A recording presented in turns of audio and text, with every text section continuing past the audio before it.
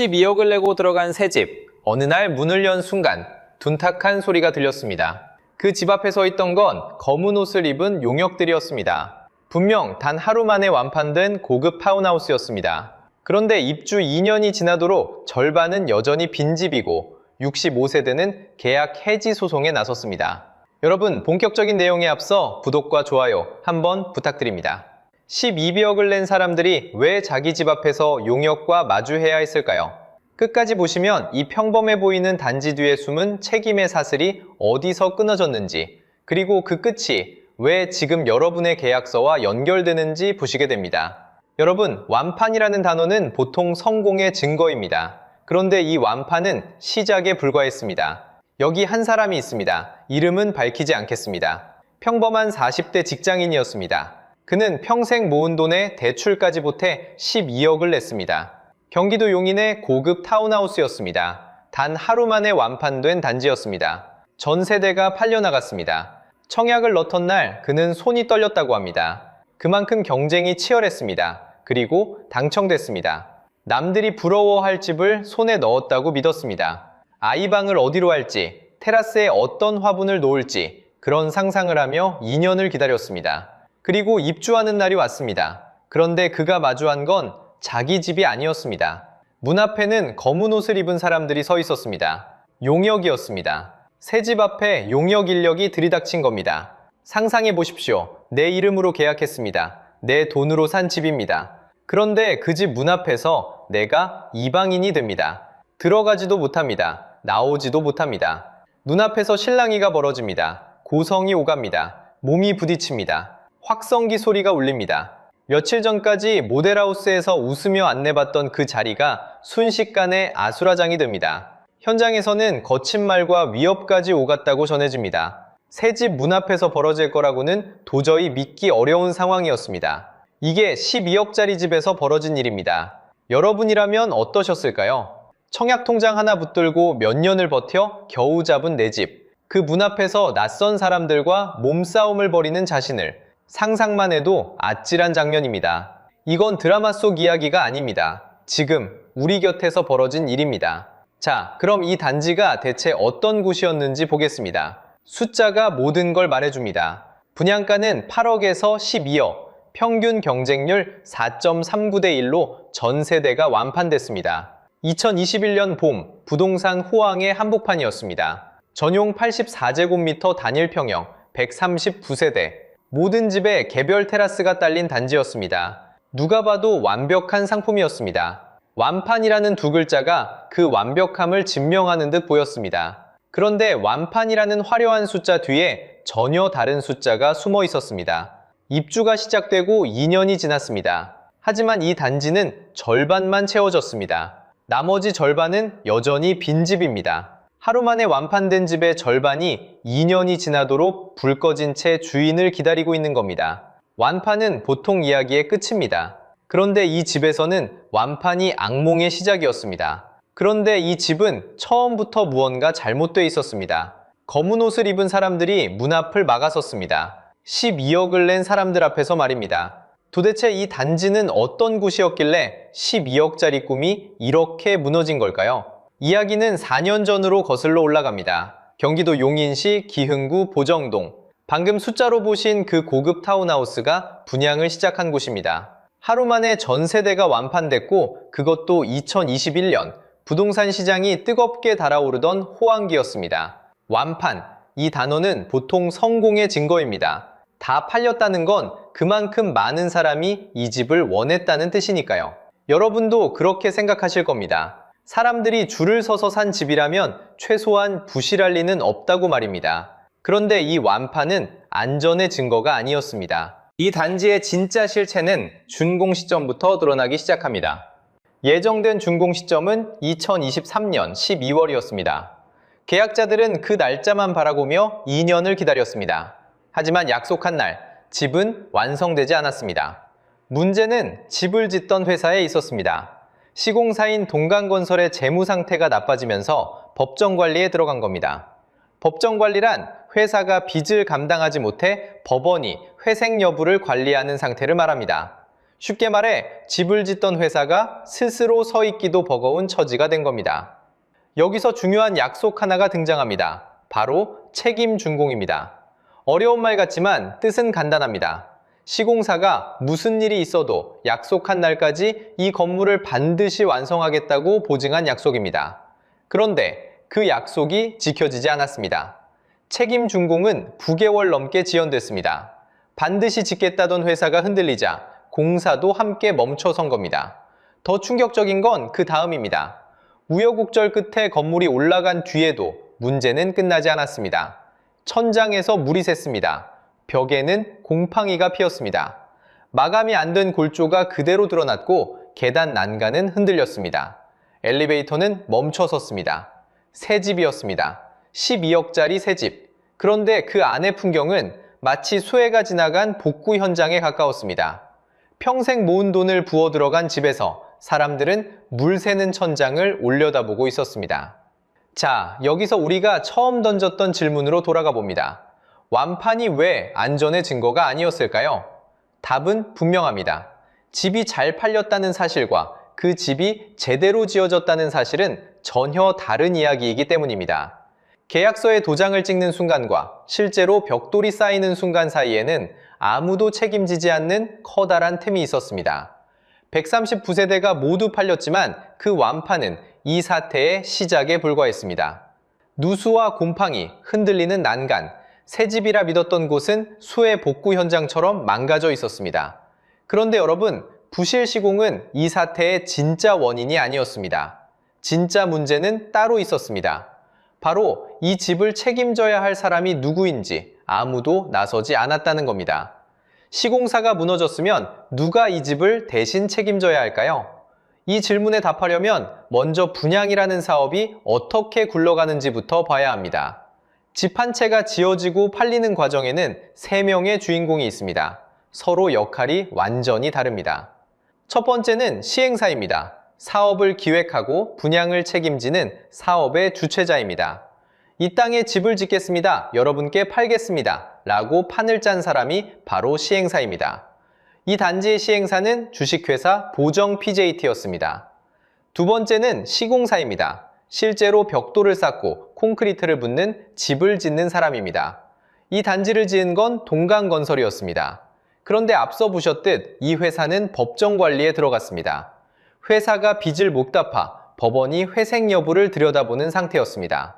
세 번째는 신탁사입니다. 이 역할이 조금 낯설 수 있습니다. 쉽게 말하면 분양 대금을 대신 보관하고 관리하는 금고지기입니다. 여러분이 낸 12억이 시행사 주머니로 곧장 들어가지 않도록 사업이 끝날 때까지 돈줄을 주고 지키는 역할입니다. 이 단지의 신탁사는 교보자산신탁이었습니다. 이렇게 세 주체를 하나의 그림으로 묶어보겠습니다. 무거운 가마 하나를 세 사람이 함께 어깨에 짊어지고 있다고 상상해 보십시오. 그 가마 위에 앉아있는 사람이 바로 12억을 낸 입주민입니다. 시행사가 앞을 잡고 신탁사가 돈줄을 주고 시공사가 실제로 짓는다. 세 어깨가 균형을 이룰 때 가마는 안전하게 나아갑니다. 그런데 이 중 한 사람이 쓰러지면 어떻게 될까요? 바로 그 일이 벌어졌습니다. 집을 짓던 시공사가 법정 관리로 주저앉은 겁니다. 어깨 하나가 빠졌습니다. 이제 남은 건 시행사와 신탁사 두 사람뿐입니다. 상식적으로는 남은 두 사람이 힘을 합쳐 가마를 붙들어야 합니다. 그런데 현실은 정반대였습니다. 두 사람은 가마를 붙드는 대신 서로에게 책임을 미루기 시작했습니다. 여기서 이 사태의 진짜 정체가 드러납니다. 부실 시공이 아니라 책임의 사슬이 끊어졌다는 사실입니다. 시행사와 신탁사 사이의 갈등이 어디서 시작됐는지를 두고 양측의 주장은 정면으로 엇갈립니다. 누가 먼저 약속을 어겼는지, 누가 무엇을 요구했는지, 오가는 이야기마다 서로의 설명이 다릅니다. 확실한 건 하나입니다.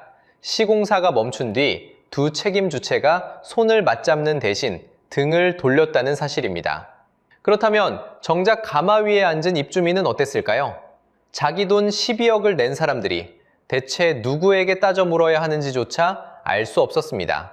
시행사에 물으면 신탁사를 가리키고 신탁사에 물으면 시행사를 가리켰습니다.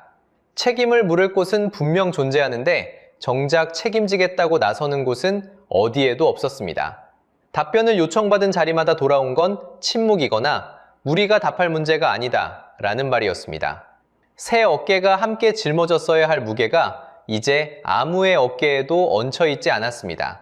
가마는 그렇게 서서히 바닥으로 기울고 있었습니다. 그리고 이 갈등은 결국 가장 끔찍한 방식으로 터집니다. 서로 책임을 미루는 사이 시간은 입주민들 편이 아니었습니다. 중도금은 묶였고 계약서 속 내 집은 여전히 문을 열어주지 않았습니다. 그러던 어느 날 이 갈등은 서류 밖으로 걸어 나옵니다. 밝다는 뜻밖에도 선입주였습니다. 정식 입주 전에 미리 집을 체험해보는 프로그램, 이른바 체험 입주입니다. 이미 준공이 미뤄질 대로 미뤄진 상황이었습니다. 인근에 월세를 얻어 버티던 사람들에게 내 집에 먼저 들어가 살아본다는 건 지푸라기 같은 희망이었습니다. 섭니다. 여러분, 상식적으로 생각해 보십시오. 내 이름으로 계약하고 내 돈을 낸 집입니다. 그 집에 먼저 들어가 살아보는 게 뭐가 문제일까요? 그런데 심탁사 측의 판단은 달랐습니다. 정식 절차가 끝나지 않은 상태의 점유라고 본 겁니다. 그리고 곧 그 공간을 비우고 넘기라는 명도 소송이 시작됐습니다. 법이 나선 겁니다. 집주인을 상대로 집을 비우라는 소송이었습니다. 여기서 상황이 뒤집힙니다. 8월 말 현장에 용역 인력이 들어왔습니다. 심탁사가 투입한 인력이었습니다. 이들은 단지 안으로 진입해 현장 점거에 나섰습니다. 도입 후에 잠깐 스쳤던 그 장면이 바로 이 순간 벌어진 일이었습니다. 정식 입주를 기다리던 사람들은 또다시 자기 집 문 앞에서 발이 묶였습니다. 현장은 순식간에 뒤엉켰습니다. 밀고 밀리는 다툼이 이어졌고 곳곳에서 고성이 터졌습니다. 어제까지 평범한 직장인이었고 누군가의 부모였고 그저 새 집 하나를 꿈꿨던 사람들이었습니다. 그런 사람들이 자기 집 앞에서 몸싸움을 벌이고 있었습니다. 결국 양측은 서로를 고소하기에 이릅니다. 이 과정에서 다친 사람이 나왔다는 이야기도 전해집니다. 다만 그 규모가 어느 정도였는지 누가 먼저였는지는 지금도 양측의 주장이 엇갈립니다. 저희는 확인되지 않은 숫자를 단정하지 않겠습니다. 하지만 분명한 사실 하나는 남습니다. 법으로 풀어야 할 자리에 힘이 먼저 들어섰다는 것입니다. 여기서 우리가 놓치지 말아야 할 지점이 있습니다. 이 모든 충돌의 한가운데 정작 있어야 할 사람들이 보이지 않았다는 겁니다.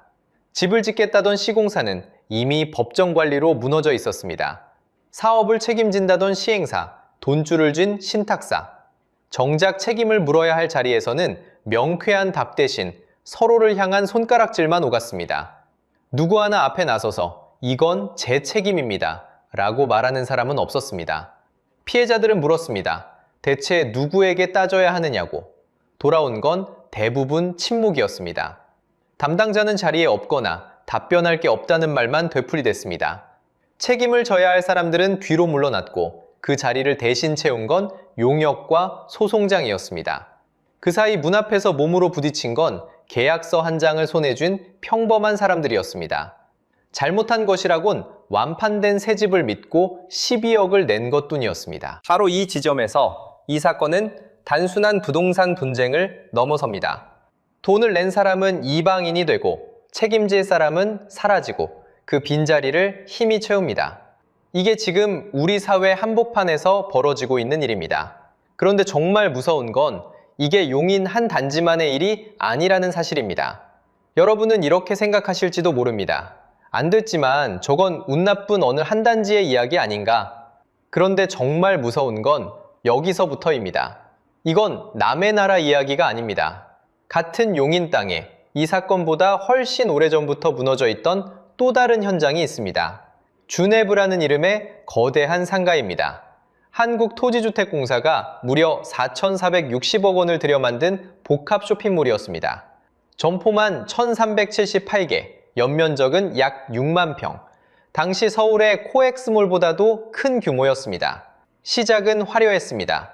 그런데 문을 연 직후부터 절반 넘는 점포가 주인을 찾지 못했습니다.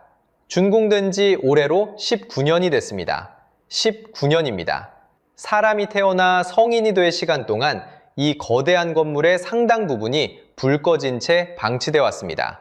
그 끝은 어땠을까요?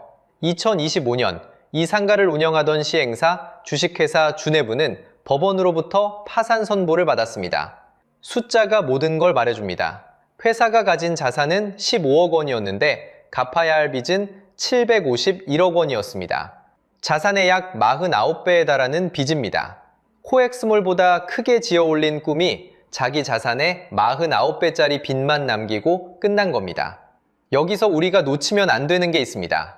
주내부도, 죽전의 그 타운하우스도 시작은 전혀 초라하지 않았다는 사실입니다. 한쪽은 코엑스보다 큰 대형 상가였고 한쪽은 하루 만에 전 세대가 완판된 고급 단지였습니다. 크고 화려하고 잘 팔렸습니다. 그런데 그 화려함이 안전을 지켜주지는 못했습니다. 우리는 흔히 이렇게 생각합니다. 규모가 크니까 안전하겠지? 저렇게 잘 팔렸으니 튼튼하겠지. 하지만 이 두 현장이 똑같이 증명하는 건 정반대입니다. 완판도, 대형도, 고급도 안전의 보증서가 아니라는 사실입니다. 그리고 이건 용인만의 특별한 불운이 아닙니다. 조금만 시야를 넓혀보면 같은 신호가 전국에서 깜빡이고 있습니다. 먼저 다 지어놓고도 끝내 주인을 못 찾은 집, 이른바 악성 미분양입니다. 2026년 들어 이 숫자가 전국 3만 가구를 넘어섰습니다. 준공후 미분양이 3만 가구를 넘은 건 2012년 이후 무려 14년 만입니다. 이미 다 지어진 새집 3만 채가 지금 이 순간에도 주인을 기다리며 불 꺼진 채 비어있다는 뜻입니다. 완판이라는 단어가 무색한 풍경이 지금도 전국에서 벌어지고 있습니다. 빈 것은 집만이 아닙니다. 상가도 비어갑니다. 2025년 1분기 전국의 중대형 상가 10곳 중 한 곳 이상이 비어 있습니다. 공실률 13.2%. 그 텅 빈 상가 뒤에는 문을 닫은 사람들이 있습니다. 이 숫자 하나만은 꼭 기억하셔야 합니다. 2025년 한 해에만 폐업을 신고한 사업자가 97만 6천 명에 달했습니다. 바로 전해인 2024년에는 통계를 집계하기 시작한 이래 처음으로 그 수가 100만 명을 넘어섰습니다. 2년 연속 한 해에 100만 명 안팎이 가게 문을 닫은 겁니다.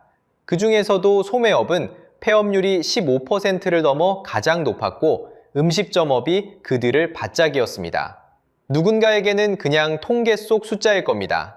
하지만 그 하나하나는 어제까지 우리 동네에서 가게 문을 열던 사람이었습니다. 여기서 더 소름 돋는 건 이게 처음 있는 일이 아니라는 점입니다. 2014년 한국토지주택공사가 전국에 조성한 타운하우스용 땅의 약 70%가 팔리지 않고 남아 있었습니다. 용인 죽전을 포함해 곳곳에서 같은 일이 벌어졌습니다. 그때도 지금도 화려한 분양 뒤에 텅 빈 공간이 남는 패턴은 그대로 반복되고 있습니다. 한 사람의 불운이라면 위로하고 넘어갈 수 있습니다. 하지만 같은 구조에서 같은 일이 계속 반복된다면 그건 불운이 아닙니다. 시스템이 보내는 신호입니다. 그리고 지금 그 신호가 여러분의 동네에서도 켜지고 있을지 모릅니다. 그렇다면 우리는 이 신호 앞에서 무엇을 봐야 할까요? 한 가지만 기억해 주십시오. 완판은 안전이 아닙니다. 하루 만에 다 팔렸다는 말도, 규모가 어마어마하다는 말도, 고급이라는 말도 여러분의 돈을 지켜주지 못합니다. 죽전의 그 단지가, 그리고 코엑스보다 컸던 주내부가 그걸 증명했습니다. 분양계약서 한 장 뒤에는 눈에 보이지 않는 사슬이 있습니다. 집을 기획한 시행사, 집을 짓는 시공사, 그리고 돈줄을 쥔 신탁사. 이 세 개의 고리가 서로를 붙잡고 있어야 집이 완성됩니다. 그런데 그중 하나만 끊어져도 그 무게는 고스란히 가장 약한 사람에게 떨어집니다. 바로 12억을 낸 수분양자, 평범한 개인입니다. 그래서 저는 이렇게 말씀드리고 싶습니다. 지키는 것이 곧 버는 겁니다. 오늘 하루 아낀 몇 천만 원보다 무너지지 않을 계약을 고르는 눈이 훨씬 큰 돈을 지켜줍니다. 계약서에 도장을 찍기 전에 딱 3가지만 확인하십시오. 첫째, 책임 준공 조건이 제대로 걸려 있는지, 무슨 일이 있어도 약속한 날까지 짓겠다는 그 보증이 진짜 살아있는지를 보십시오. 둘째, 신탁 구조가 어떻게 짜여 있는지, 내가 낸 돈이 누구 손에서 어떻게 관리되는지를 보십시오. 셋째, 실제로 집을 짓는 시공사의 재무 상태입니다. 지금 튼튼해 보여도 그 회사가 흔들리는 순간 내 집도 함께 멈춥니다. 이 세 가지는 어렵지 않습니다. 다만 아무도 먼저 알려주지 않을 뿐입니다. 그러니 지금 계약을 앞두고 계신 분이라면 오늘 이 이야기를 반드시 기억해 두시기 바랍니다. 마지막으로 여러분께 여쭙고 싶습니다. 혹시 여러분이 사는 동네에도 화려하게 지어놓고 이상하게 조용해진 단지나 상가가 있지는 않습니까? 완판이라는 말 뒤에 무언가 이상한 낌새를 느낀 적은 없으십니까? 댓글로 여러분 동네의 이야기를 들려주십시오. 우리가 함께 그 신호를 읽어낸다면 다음에 그 집 문 앞에 서는 사람이 우리 자신은 아닐 겁니다. 여러분, 분양으로만 4조 원대를 벌어들였다고 알려진 건물의 상가가 지금 80%나 텅 비어 있다면 믿으시겠습니까? 해운대 LCT, 그 충격적인 근황입니다. 대한민국에서 두 번째로 높은 101층 411m, 이름은 다들 들어보셨을 겁니다. 그런데 이 거대한 건물 안에서 도대체 무슨 일이 벌어지고 있는 걸까요? 누군가는 4조 원대의 수익을 챙겼다고 전해지고 약속했던 관광시설은 끝내 들어서지 않았습니다. 오늘 그 돈이 어디서 났고 누가 책임을 졌는지 단서 하나하나를 따라가 보겠습니다. 숫자가 모든 걸 말해줍니다. 본격적으로 들어가기 전에 이런 이야기를 놓치고 싶지 않으시다면 구독과 좋아요 한 번씩 꼭 눌러주세요. 그럼 시작하겠습니다. 여러분, 혹시 해운대에 가보신 적 있으십니까? 바다 앞에 우뚝 솟은 거대한 3개의 타워, 그게 바로 LCT입니다. 가장 높은 동은 101층 411m입니다. 잠실 롯데월드타워 다음으로 높습니다. 국내에 100층을 넘는 건물은 단 2개뿐입니다. 그중 하나가 바로 이 건물입니다. 거기에 주거동 2개가 더 붙어 있습니다. 각각 85층입니다. 3개의 타워가 나란히 하늘을 찌릅니다. 보는 사람을 압도합니다. 멀리서 봐도 그 위용이 한눈에 들어옵니다. 이름값도 대단합니다. 5성급 호텔이 들어와 있습니다. 99층 꼭대기에는 전망대도 있습니다. 부산의 랜드마크. 누가 봐도 그렇게 부를 만한 건물입니다. 그런데 여러분, 이 거대한 건물의 1층으로 한번 내려가 보겠습니다. 문이 닫혀 있습니다. 그 옆도 닫혀 있습니다.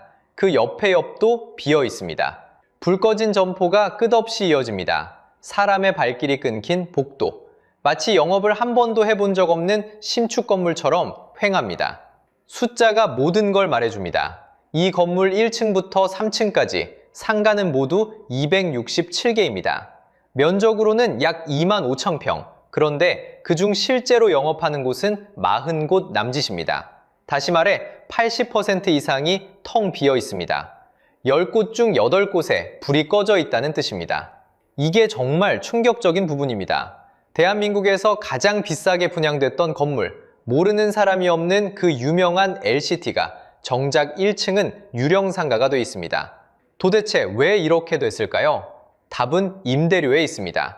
1층 바다가 보이는 점포의 임대료는 한 달에 800만 원에서 1천만 원입니다. 안쪽 점포도 평균 500만 원대입니다. 이 돈을 매달 감당하고 장사할 사람이 과연 얼마나 될까요? 그러니 임차인이 들어오지 않습니다. 그렇다고 점포 주인은 임대료를 쉽게 못 내립니다. 가격을 내리면 자기 자산 가치가 떨어지니까요. 그 사이 비싼 점포는 계속 비어있고 주인은 대출이자만 꼬박꼬박 냅니다. 빠져나올 수 없는 악순환에 갇힌 겁니다. 마치 철창 속에 갇힌 상가 같습니다. 여기서 정말 소름 돋는 장면을 하나 보여드리겠습니다. 이 건물 99층에는 스타벅스가 있습니다. 세계에서 가장 높은 곳에 있는 스타벅스입니다. 전망을 보려는 사람들로 늘 만석입니다. 줄을 서야 들어갑니다. 그런데 같은 건물 1층 상가는 사람의 발길이 끊겼습니다. 위에서는 사람이 넘치는데 아래에서는 사람이 사라집니다. 같은 건물, 같은 주소인데 말입니다. 이 한 장면이 지금 LCT의 현실을 그대로 보여줍니다. 그런데 여러분, 더 황당한 사실이 있습니다. 이 건물은 원래 상가단지가 아니었습니다. 처음 이름은 해운대 관광 리조트였습니다. 사계절 내내 즐기는 관광단지로 기획됐던 겁니다. 전체 면적의 약 9%를 관광시설로 채우겠다는 약속까지 있었습니다. 워터파크가 들어오고 갤러리가 생기고 사람들이 사철 몰려드는 곳, 그게 처음의 약속이었습니다. 그런데 지금 그 자리에 무엇이 있습니까? 텅 빈 상가입니다. 약속했던 리조트는 어디로 갔고 그 화려한 관광시설은 다 어디로 사라진 걸까요? 여기서 정말 이상한 점이 하나 있습니다. 분양으로만 4조 원대를 벌어들였다고 알려진 건물입니다. 그 어마어마한 돈을 챙긴 건물이 어떻게 1층은 유령처럼 텅 비게 됐을까요? 돈은 분명히 누군가가 가져갔는데 약속은 사라지고 건물은 비었습니다. 뭔가 앞뒤가 맞지 않습니다. 대체 이 건물에는 그동안 무슨 일이 있었던 걸까요? 그 시작을 따라가 보면 정말 믿기 힘든 이야기가 하나씩 모습을 드러냅니다. 그런데 이 모든 일의 시작은 12년 전 어느 회의실에서 단 하루 만에 벌어진 결정이었습니다. 시간을 2007년으로 돌려보겠습니다. 지금 LCT가 솟아있는 그 자리, 처음부터 민간 회사의 땅이 아니었습니다. 부산도시공사가 나섰습니다. 공공기관입니다. 도시공사가 공공개발 사업으로 이 부지를 사들였습니다. 여러분의 세금으로 운영되는 기관이 확보한 말하자면 공공의 땅이었습니다. 그런데 이 땅이 민간으로 넘어갑니다. 공공이 매입한 부지가 민간 시행사에 팔린 겁니다. 여기까지는 그럴 수 있다고 칩시다. 진짜 이야기는 그 다음입니다. 2009년 12월입니다. 부산시 도시계획위원회가 열립니다. 그리고 이 자리에서 두 가지가 한꺼번에 풀립니다. 첫째, 원래 막혀있던 높이 제한이 풀립니다. 못 짓게 막아둔 고도 제한이 사라진 겁니다. 둘째, 주거시설이 들어올 수 있게 됩니다. 바다 앞 저층 관광지로 묶여있던 땅에 사람이 사는 아파트를 지을 수 있게 된 겁니다. 이게 무슨 의미일까요? 게임의 규칙이 단 하루 만에 바뀐 겁니다. 낮게 관광용으로만 쓰라던 땅이 회의 한 번에 초고층 주거단지를 올릴 수 있는 땅으로 둔갑했습니다. 땅의 가치가 그 순간 완전히 달라졌습니다. 자, 이렇게 말씀하실 수 있습니다. 그냥 정상적인 도시계획 변경 아니냐? 도시는 늘 바뀌는 거 아니냐? 맞습니다. 규제는 바뀔 수 있습니다. 문제는 그 혜택이 누구에게 갔느냐입니다. 공공이 사들였던 땅에서 규제가 풀려 치솟은 그 막대한 가치를 민간 시행사가 보스란히 가져갔습니다. 공공의 땅에서 시작된 이익이 민간의 주머니로 흘러간 겁니다. 그런데 더 거슬러 올라가면 시작점은 따로 있었다고 알려졌습니다. 이 사업의 실소유주로 지목된 이영복 회장, 그가 개발 정보를 미리 알고 있었다는 의혹이 제기됐습니다.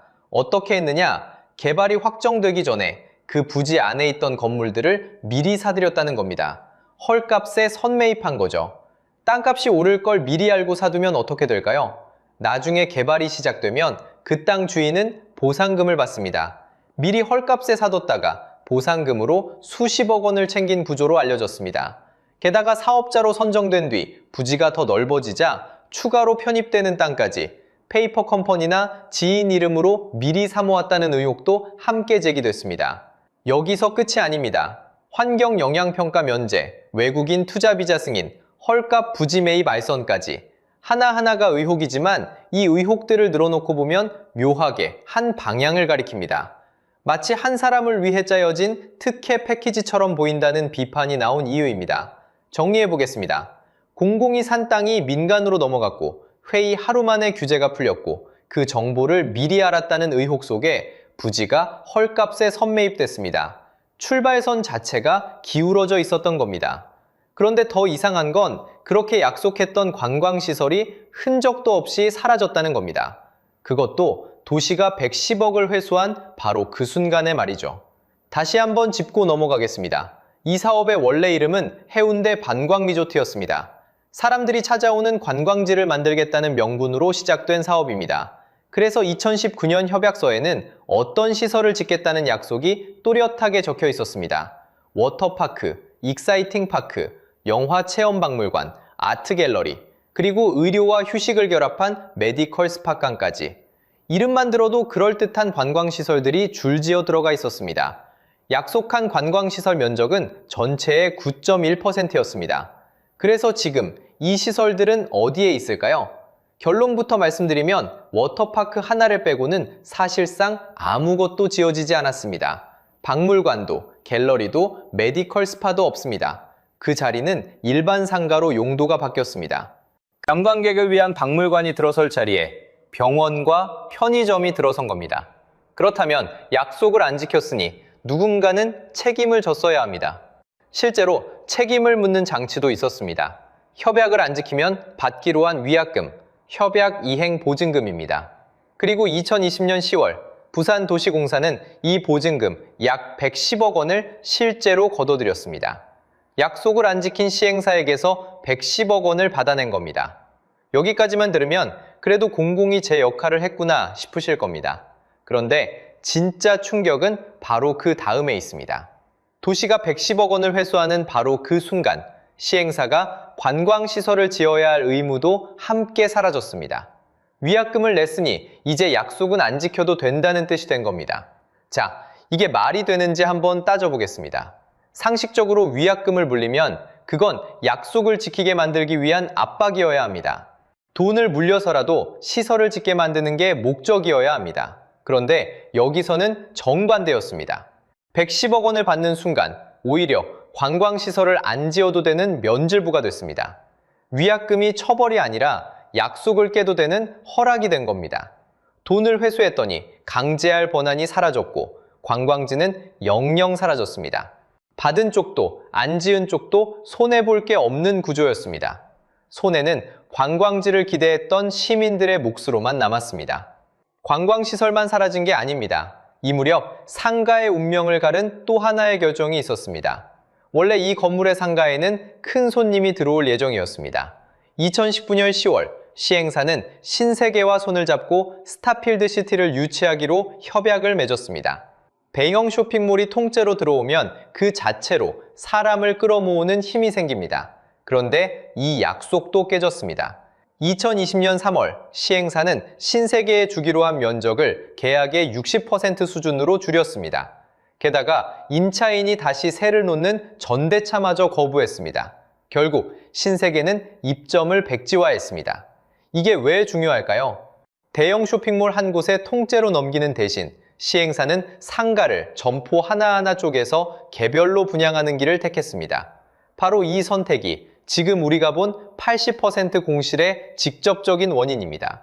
통째로 한 회사가 관리하면 임대료도 입점 구성도 조율할 수 있습니다. 하지만 주인이 수백 명으로 쪼개지면 누구도 임대료를 낮추지 못합니다. 빈 점포가 빈 채로 굳어지는 이유가 여기 있었습니다. 그래도 워터파크는 짓긴 지었습니다. 다만 그 과정마저 순탄치 않았습니다. 한때 공매로 넘어갈 위기까지 몰렸다가 이도라는 회사가 820억 원에 인수했습니다. 그리고 건물이 다 지어지고도 무려 3년이 지난 2023년 7월에야 클럽 디 오아시스라는 이름으로 뒤늦게 문을 열었습니다. 약속한 관광시설 중 유일하게 살아남은 시설 하나가 이렇게 한참을 돌아 겨우 개장한 겁니다. 정리해보겠습니다. 관광지를 짓겠다는 약속은 위약금 110억 원과 맞바꿔 사라졌고 통째로 들어오기로 한 쇼핑몰은 면적이 깎이며 떠났습니다. 약속은 깨졌는데 깬 쪽은 멀쩡합니다. 자, 그럼 정작 이 건물로 가장 큰 이득을 본 사람들은 따로 있겠죠? 그 돈의 규모를 이제 숫자로 보여드리겠습니다. 먼저 펜트하우스부터 보시죠. 맨 꼭대기에 자리 잡은 97평짜리 펜트하우스의 분양가는 67억 9,600만 원이었습니다. 평당으로 따지면 7,002만 원. 이게 2015년 당시 기준으로 북매에서 정식으로 분양된 아파트 가운데 사상 최고가였습니다. 그 전까지 가장 비쌌던 집을 단숨에 눌러버린 가격이었죠. 집 한 채 값이 평범한 사람이 평생 만져보기도 어려운 액수였던 셈입니다. 그리고 1층부터 채워진 상가도 만만치 않았습니다. 점포 하나당 분양가가 10억 원대에서 40억 원대를 오갔고 바다가 보이는 좋은 자리는 40억 원을 넘겼습니다. 앞서 보셨던 지금은 80%가 텅 비어있는 바로 그 상가들입니다. 이렇게 집도 상가도 최고가로 팔아치우면서 LCT 전체가 분양으로 거둔 수익은 4조 원대에 이르는 것으로 알려져 있습니다. 다만 이 4조라는 숫자는 공식적으로 확인된 액수가 아니라 업계와 언론에서 추정해온 규모라는 점은 분명히 짚어두겠습니다. 그렇다 해도 규모가 어마어마하죠. 그런데 여기서 정말 화가 나는 건 따로 있습니다. 이 어마어마한 돈을 누가 어디서 벌었는지를 다시 떠올려 보셔야 합니다. 이 땅은 원래 공공이 개발한 땅이었습니다. 부산도시공사가 공공의 이름으로 사들여 개발한 부지였죠. 그렇다면 그 땅에서 생긴 막대한 이익 가운데 일부는 당연히 공공으로 다시 돌아왔어야 합니다. 공공의 땅으로 번 돈을 사회로 돌려받는 것, 이걸 공익환수라고 부릅니다. 그런데 그 돈이 사회로 돌아온 게 얼마였을까요? 사실상 0원이었습니다. 공공이 차려준 밥상에서 4조 원대를 걷어가는 동안 정작 그 이익이 시민에게 돌아온 몫은 없었다는 겁니다. 그것만으로도 허탈한데 이야기는 한 단계 더 나아갑니다. 입주민들이 드나들 진입도로 같은 기반시설을 까는 데에는 또 우리가 낸 세금이 들어갔습니다. 민간은 땅에서 사조를 챙기고 그 단지로 들어가는 길은 세금으로 닦아준 셈이죠. 공공의 땅으로 차린 밥상에서 숟가락은 민간이 들었고 설거지는 세금이 한 겁니다. 이중으로 손해를 본 쪽은 결국 평범한 시민이었습니다. 숫자가 모든 걸 말해줍니다. 한쪽에는 4조 원대의 분양 수익이 있습니다. 다른 한쪽에는 80%가 텅 빈 상가가 있습니다. 그리고 그 사이에 공공으로 돌아온 환수액 0원이 놓여 있습니다.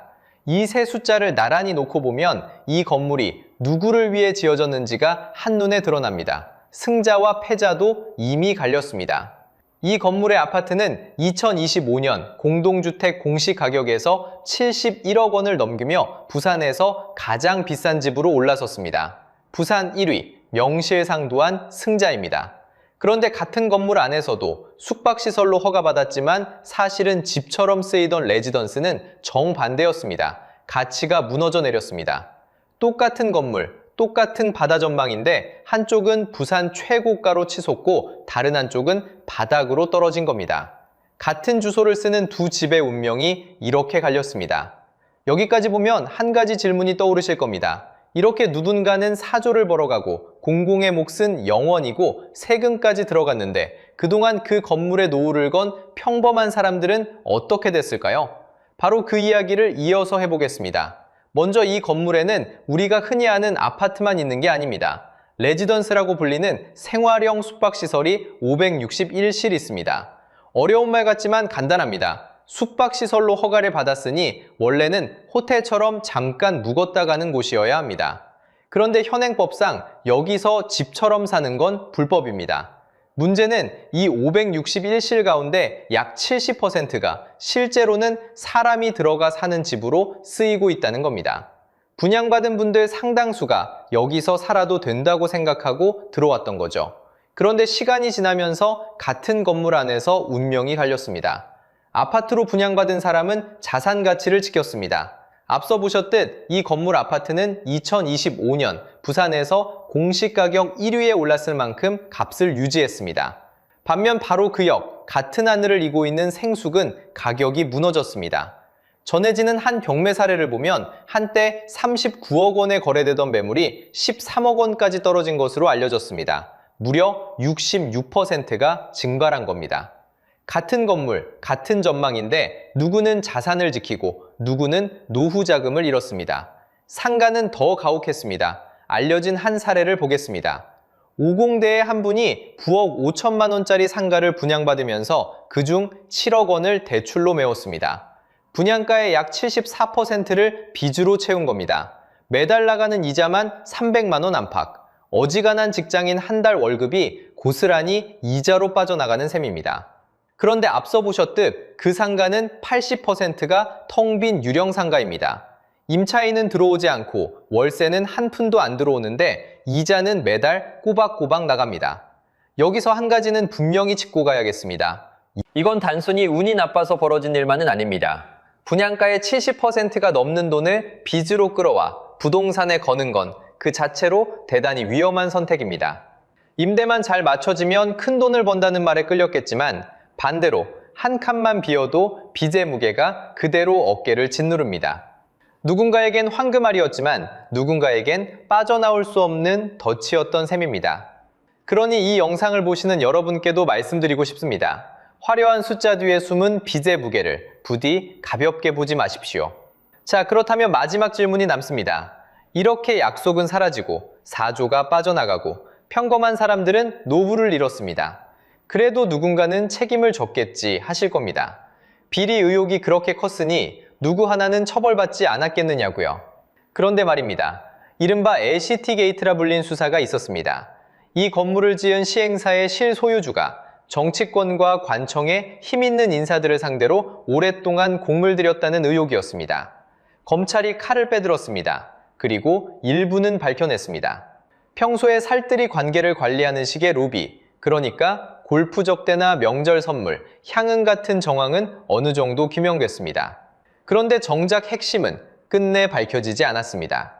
공공의 땅에 초고층 주거단지를 세울 수 있도록 규제가 풀린 그 인허가 과정에 청탁이 있었는지, 사업에 들어간 막대한 자금에 부정한 대출이 있었는지, 바로 그 알맹이는 끝까지 규명되지 못한 채 수사가 마무리됐습니다. 사실상 유야무야 끝나버린 겁니다. 그래서 누가 책임졌느냐? 답은 허탈할 만큼 간단합니다. 사실상 아무도 책임지지 않았습니다. 약속한 관광시설은 사라졌고 환수된 공공의 이익은 영원이었고 평범한 사람들은 빚더미에 앉았는데 정작 이 모든 구조를 설계한 핵심에 대해서는 누구 하나 제대로 책임을 묻지 못했습니다. 그런데 진짜 무서운 건 이게 LCT 하나만의 이야기가 아니라는 겁니다. 자, 지금까지의 이야기를 한 줄씩 다시 정리해 보겠습니다. 시작은 분명히 바다 앞 사계절 관광 리조트였습니다. 그런데 공공이 개발한 땅에서 규제는 하루 만에 풀렸고 약속했던 워터파크와 갤러리, 박물관은 끝내 자취를 감췄습니다. 그렇게 누군가는 4조 원대로 알려진 분양 수익을 챙겼지만 공공으로 환수된 개발 이익은 사실상 0원이었고 오히려 진입로 같은 기반 시설에는 우리 세금이 들어갔습니다. 그 건물에 노후를 건 평범한 사람들은 빠져나올 수 없는 덫에 걸렸고 정작 이 모든 걸 설계한 사람들은 아무도 책임지지 않았습니다. 그런데 여기서 진짜 무서운 사실은 따로 있습니다. LCT는 끝이 아니라 전국에서 벌어지는 일들의 축소판일 뿐이라는 겁니다. 2024년 기준으로 전국에는 약 11만 호실의 생활형 숙박시설이 불법이거나 미신고 상태로 남아 있습니다. 그리고 2027년부터는 용도를 바로잡지 않은 이 건물들에 매년 벌금 성격의 이행 강제금이 본격적으로 부과됩니다. 통째로 묶어 팔지 않고 잘게 쪼개 개별 분양한 상가가 텅 비어버리는 일도, 과잉으로 지어 올린 건물이 유령 건물이 되는 일도 사실 어디서든 똑같이 반복될 수 있습니다. 여러분, 이건 결코 남의 나라, 남의 동네 이야기가 아닙니다. 지금 이 순간에도 여러분이 지나다니는 길목 어딘가에 화려하게 올라갔다가 속은 텅 비어가는 건물이 있을지 모릅니다. 정작 가장 두려운 건 4조라는 숫자도 80%라는 공실률도 아닙니다. 이렇게 대놓고 해먹어도 아무 탈이 없는 그 구조 자체가 여전히 멀쩡하게 작동하고 있다는 사실입니다. 누구도 멈추지 않았기에 이 일은 또 어딘가에서 똑같이 되풀이될 겁니다. 그래서 여러분께 부탁드리고 싶습니다. 혹시 여러분 동네에도 이렇게 텅 비어가는 건물이 있다면 댓글로 알려주세요. 작은 제보 하나가 다음 피해를 막는 단서가 될 수 있습니다. 그리고 이런 이야기를 계속 추적해 나갈 수 있도록 구독과 좋아요 한 번씩 꼭 눌러주시면 큰 힘이 되겠습니다.